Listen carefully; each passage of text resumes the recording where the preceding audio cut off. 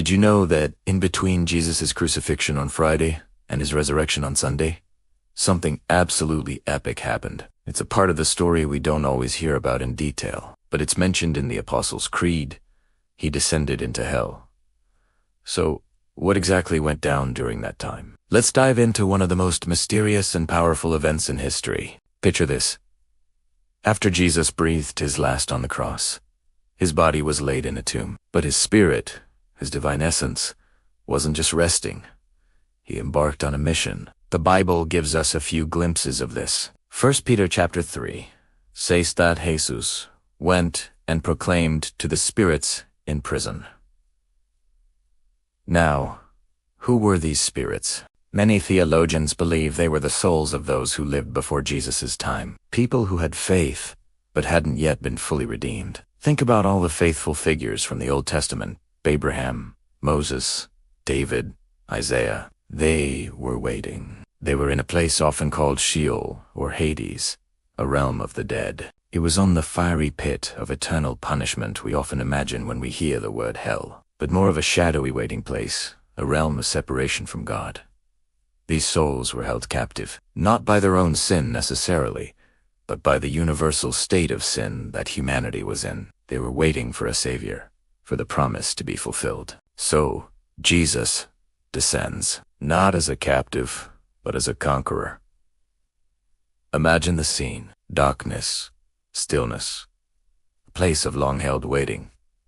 Suddenly, a brilliant, piercing light shatters the gloom. It's Jesus, the light of the world, arriving in the realm of darkness. He isn't there to suffer. His suffering was completed on the cross. He is there to declare victory. The gates of this spiritual prison, which had held humanity for ages, could not stand against him. He didn't have to fight his way in. He is the king. He walked in with authority, carrying the keys of death and Hades, as mentioned in the book of Revelation. He went to these captive souls and proclaimed the good news. The price has been paid. Redemption is here. The way to paradise is open. This wasn't a negotiation. It was a declaration. Jesus announced his triumph over sin and death to everyone there, including any fallen spiritual forces. He was essentially serving an eviction notice to the powers of darkness.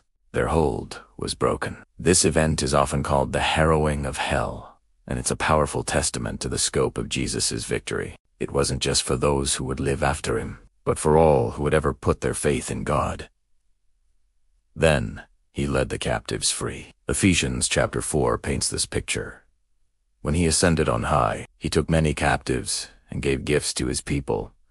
He led a procession of the redeemed, all those faithful souls from ages past, out of the waiting place and into the presence of God, into paradise. The first to enter the kingdom were those who had waited the longest.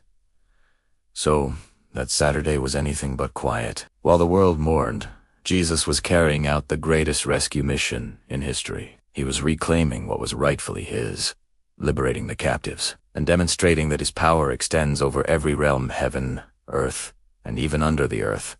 This story adds such a profound dimension to Easter. The resurrection on Sunday wasn't just about Jesus rising alone. It was the culmination of his complete victory, a victory that reached back through all of history to bring his people home. It shows that no one is beyond his reach, and no darkness is too deep for his light to penetrate.